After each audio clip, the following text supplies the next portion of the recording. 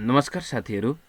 आज 2083 साल वैशाख महिनाको 31 गते बिहिबारको दिन नेप्सेमा भएका गतिविधिहरू सम्बन्धी जानकारीमूलक भिडियो बनाउने अभिप्रायले यहाँहरूको माझमा उपस्थित भइसकेको छु।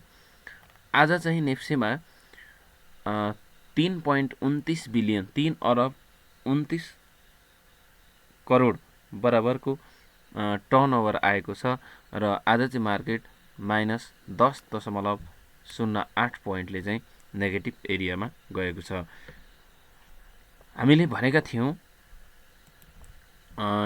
यहाँनिर यो माइनर लेभलको सप्लाई जोनलाई फेस गर्दै मार्केटले जब ठुलो खालको चाहिँ बियरिस इन्गल्फिङ प्याटर्न बनायो, त्यसपछि यसले तल्लो डिमान्ड साइडसम्मको यात्रा चाहिँ तय गर्न सक्छ भन्ने चाहिँ मेरो अनुमान रहेको छ।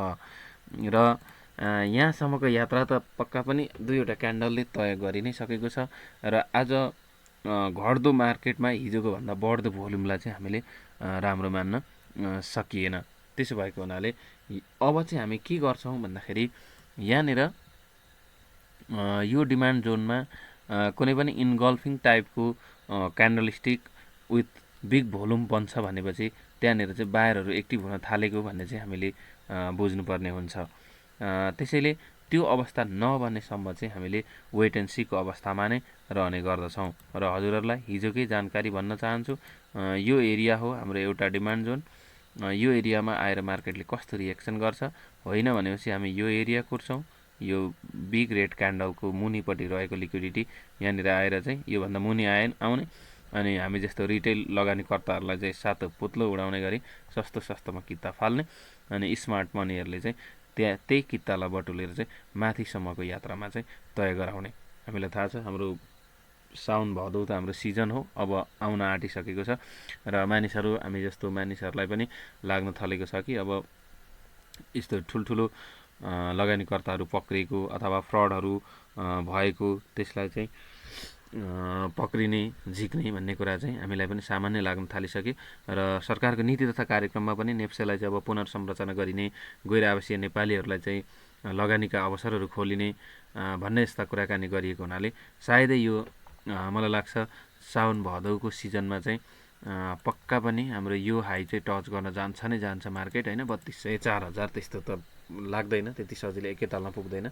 विभिन्न किसिमका आरोह अवरोह रिट्रेसमेन्टहरू पुरा गरेर त्यहाँ पनि पुग्छ, कुनै दिन त नपुग्ने त नहोला।